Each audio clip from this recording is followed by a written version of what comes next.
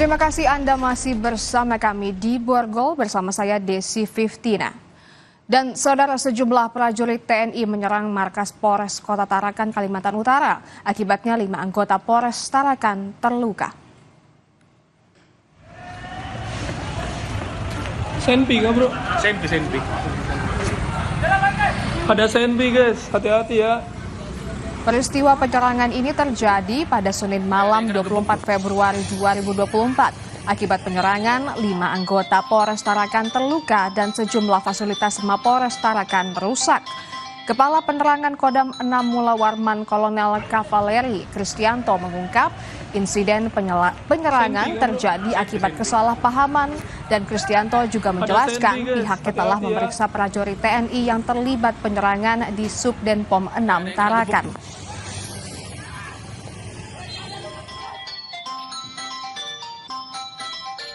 Namun kita juga ini masih dugaan, kemudian kita masih periksa. Untuk langkah-langkah yang kami ambil, dalam hal ini Bapak Pangdam sudah berkoordinasi dengan Bapak Kapolda, kemudian di level bawah juga dan Rem 09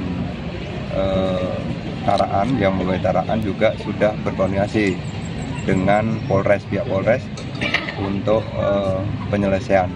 Sementara oknum-oknum yang diduga terlibat dalam penyerangan Mapolres itu sudah dipanggil, diperiksa oleh pihak Subdenpom di Tarakan. Dengan masalah ini, kami TNI dan Polri sudah melaksanakan kegiatan secara berjenjang dan bersama-sama untuk menyelesaikan masalah. Dari awal, Kabid Propam kita sudah bekerjasama dengan POM TNI, Pak Kapolres, kita sudah berkoordinasi langsung dengan Dandim, dengan Batalion, dan sudah merumuskan bagaimana pola penyelesaian tersebut bekerja.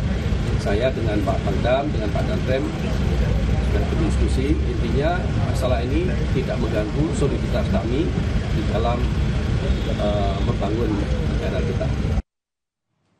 Saudara, misteri pembunuhan anak dalam karung di Sumatera Barat akhirnya menemui titik terang. Setelah sepekan lebih, terduga pelaku pembunuhan Cinta Novitasari akhirnya ditangkap dalam pelariannya ke Kota Langsa, Aceh, Senin kemarin.